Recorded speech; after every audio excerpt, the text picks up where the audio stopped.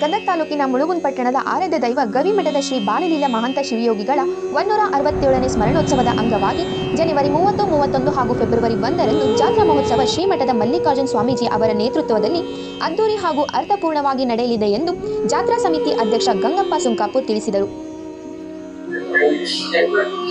ಶ್ರೀ ಬಾಲಲೀಲಾ ಮಹಂತ ಶಿವಯೋಗಿಯನ್ನು ನನ್ನ ಹೃದಯ ಮಂದಿರದಲ್ಲಿ ಮರಿಸುತ್ತಾ ಈ ಜಾತ್ರಾ ಕಮಿಟಿಯ ಎಲ್ಲ ಹಿರಿಯರು ಹಾಗೂ ಸರ್ವ ಸದಸ್ಯರಿಗೆ ನಮಸ್ಕರಿಸುತ್ತಾ ಈ ಜಾತ್ರೆಯನ್ನು 30, 31 ಜನವರಿ ಫೆಬ್ರವರಿ 1 3 ದಿನಗಳ ಕಾಲ ಜಾತ್ರೆಯನ್ನು ನಾವು ಹಮ್ಮಿಕೊಂಡಿದ್ದು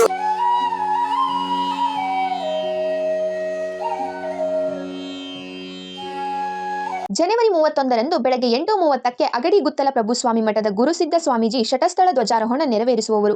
ನಿಲಗುಂದ ಗುದ್ನೇಶ್ವರ ಮಠದ ಪ್ರಭುಲಿಂಗ ದೇವರು ಶಟಸ್ಥಳ ನುಡಿಯಲಿದ್ದಾರೆ. ಕೆರೂರು ವೀರಕ್ತ ಮಠದ ವಿಜಯ ಮಹಂತ ದೇವರು ಸಮ್ಮುಖ ವಹಿಸಲಿದ್ದಾರೆ. ನಂತರ ಚಿಂಚಲಿ ಕ್ರಾಸ್ನಲ್ಲಿರುವ ಕಲ್ಮಠದ ಆವರಣದಲ್ಲಿ ಪಿರಂಗಿ ಬಸಮ್ಮನವರ ಗದ್ದುಗೆ ಲೋಕಾರ್ಪಣೆ ಹಾಗೂ ಜನಪ್ರಿಯ ಕಣ್ಣಿನ ಆಸ್ಪತ್ರೆ ಹುಬ್ಬಳ್ಳಿ ಅವರಿಂದ ಉಚಿತ ಕಣ್ಣಿನ ತಪಾಸಣಾ ಶಿಬಿರ ನಡೆಯಲಿದೆ.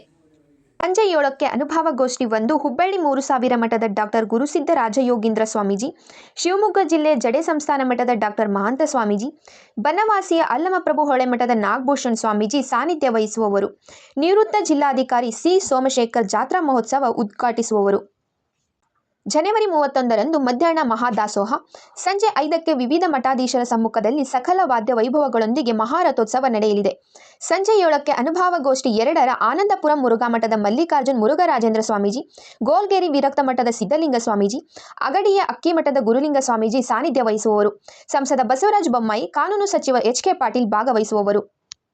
ಫೆಬ್ರವರಿ 1ರಂದು ಸಂಜೆ 5ಕ್ಕೆ ಗವಿಮಠದ ಮಲ್ಲಿಕಾರ್ಜುನ ಸ್ವಾಮೀಜಿ ಅವರಿಂದ ಕಡುಮಿನ ಕಾಳಗ ನೆರವೇರಲಿದೆ.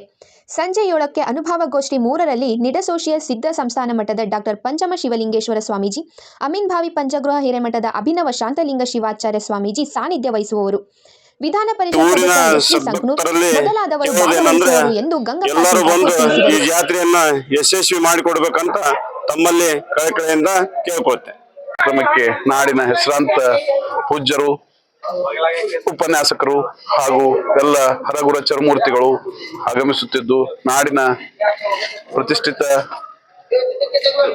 ಕಲಾವಿದರು ಆಗಮಿಸುತ್ತಿದ್ದು, ಈ ಜಾತ್ರೆಗೆ ಎಲ್ಲ ಸದ್ಭಕ್ತರು ಆಗಮಿಸಿ ಜಾತ್ರೆಯನ್ನು ಯಶಸ್ವಿಗೊಳಿಸಿ ಹಾಗೂ ಜಾತ್ರೆಗೆ ಪ್ರತಿ 3 ದಿನವೂ ಸಹ ದಾಸೋಹ ಕಾರ್ಯಕ್ರಮವಿದ್ದು ತಾವೆಲ್ಲರೂ ಆಗಮಿಸಿ ಜಾತ್ರೆಯನ್ನು ಯಶಸ್ವಿಗೊಳಿಸಿ ಶಿವಯೋಗಿ ಕೃಪೆಗೆ ಪಾತ್ರರಾಗಬೇಕಾಗಿ ತಮ್ಮಲ್ಲಿ ವಿನಂತಿ.